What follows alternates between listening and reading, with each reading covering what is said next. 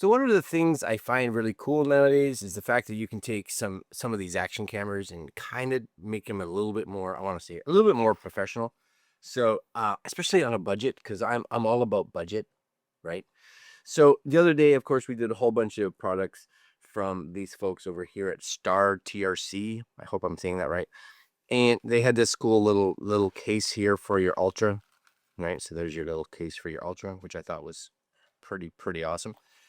And for $34 US, you can get this. This is the Go Ultra filter set.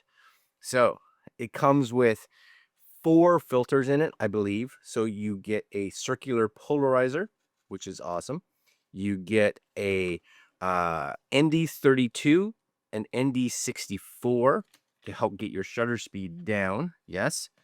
And you get a UV. So UV, a UV filter as well. So if you just want a nice clear thing, something that's going to help protect your lenses, etc., you want a UV filter, it's there. Other than that, honestly, I don't think UV filters do a whole lot. I'll be completely honest with you. Nowadays, back in the day, sure. Anyways, this is a little kit here. Again, $33, $34 US.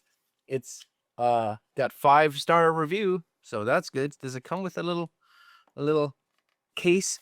Yes, comes with a little case, which is great. I love cases, as should you all. Now, here's one thing I would have loved to have seen.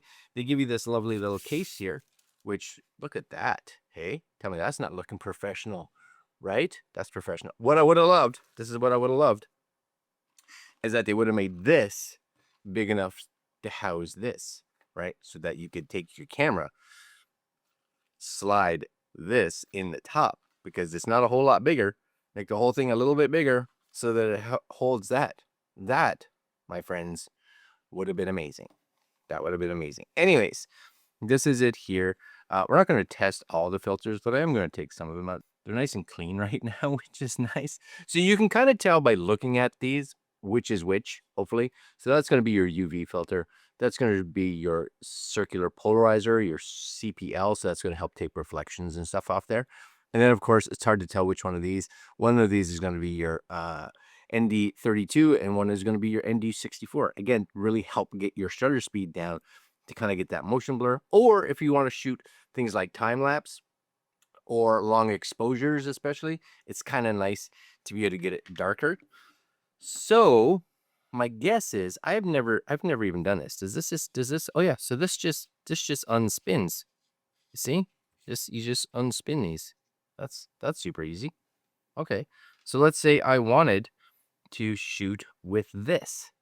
Yes. So you just take this, and it says right. Does it say right on it? Yeah, ND64, and you just spin that on. Yeah, that's nice. So let's see. I'm curious here because I haven't really played around with manual stuff on here before. So if I turned this on, right? It says you don't have anything in it. What I like about the fact is, when you're shooting with an ND filter on, it's just kind of nicely. It just seems to darken everything else that's dark, which is nice. So we have auto, priority, low, exposure, standard. Is there not a way to go into like manual or anything like that on these? Maybe there is, maybe there isn't. Standard, face priority, low. Yep. So I got all that goodness on. Maybe it's because I'm in pure video. Pure video just says you do what I tell you. Right? Oh yeah, see, that's darker. Yes, sir. Here we go. So yeah, pure video wouldn't let us. So auto, there's manual. So at this point, you'll see I can set my shutter, right?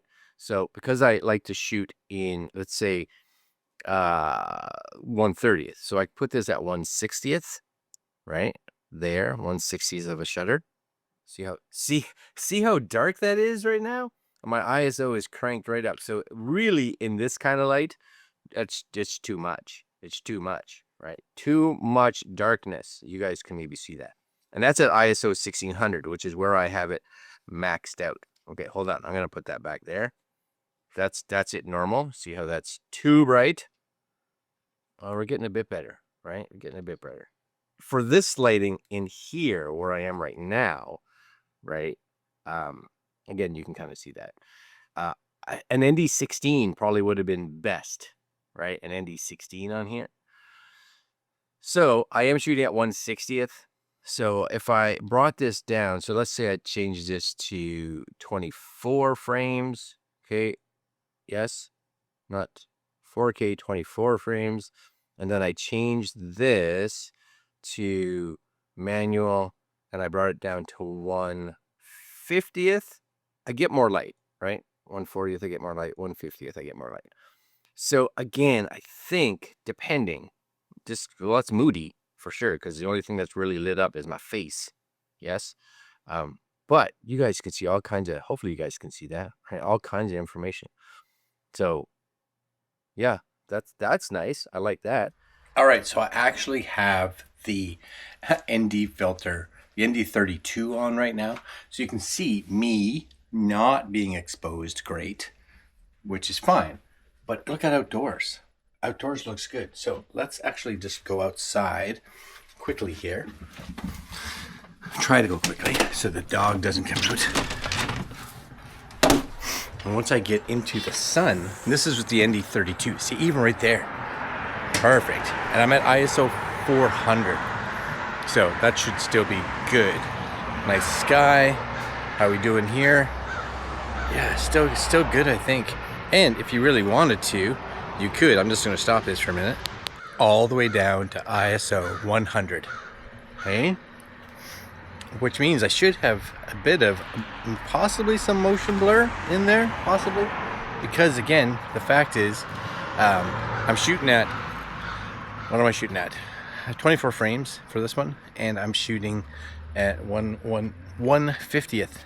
So it's days like today that if you really wanted to, it probably wouldn't be horrible to crank or put to 64 on.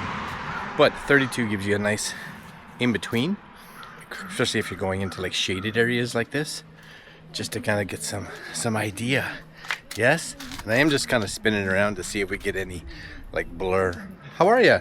You're just this is our garage guy. He's working on the garage right now. Well, he's not working on it now. He's taking my break. He's taking his break, which is all right. Garage is coming. And then of course you do have what they call the circular polarizer. I like that though. Those are nice. I do wish they had a 16. An ND16 would have been perfect for like in here. Maybe I just don't need it. Maybe I just don't need it. Maybe I just don't have enough light. So right here, let's just go back. Can I go to it? Can I go to like an auto ISO? So because it's manual, right? So if I wanted here with this, I could set up my ISO at like 250. This is with the circular polarizer on there. You know, that actually is pretty good. 1/50th supported, yes. And then this, as you can see, so in theory, we do have, I think this is a circular polarizer. Yeah, CPL. So in theory, it's not a variable, right? But in theory, this, you should be able to move this, right? A little bit. Yeah, there it is. The front just kind of moves around, right? See that? A little move there. And I don't have anything that's reflecting, but what would happen is if you were shooting under something that had a glare, like water or like glass or something like that, then this would remove some of the glass. And it's hard for you guys to see it. Maybe if you look in the reflection here, like I can see this little light reflection. And if I dim that down, the reflection goes away, right? I get this like lens flare that comes in there and it goes away. Comes back in, goes away. Yeah. And then again, the last one there is just a UV filter. So honestly, depending on if you just wanted to, protect that lens cover, right? This one here, which is what you normally get, if you really felt like it, you could just have this UV one on instead, right? And you're gonna get the same kind of protection as you would with this. And if you wanted, you could just put that one back there, right? Your camera looks way more badass, and you got some UV protection, and you don't really have to play around with exposure. I can come back here and set this back to auto, right? And yeah, you know, I think I would just leave this one on all the time, unless I wanted to switch one of these. Now, again, the other thing that I wish it came with, which all UV filters should come with, in my opinion, is a cleaning cloth, because you're constantly going to be wanting to wipe the dust off those. But even with this one on right now, I would hope that they would have made this big enough to fit at least in their case with that lens on, which it's snug in here for sure. It's snug in there. There it goes. Okay, there we go. Yep, it still fits. So we're okay. We're okay. I may just keep that one on and then keep these off to the side. Anyways, let's first look at their filter kit. I think, again, what is coming at? $34. $34 for 4 filters. Honestly, I would just keep the UV one on all the time and then switch it to the other 3 when you need it. Anyways, I'm going to leave you guys there. Like, comment, share, subscribe, hit that little notification bell. And if you have any other questions on these, let me know. All right, I'm out. Later.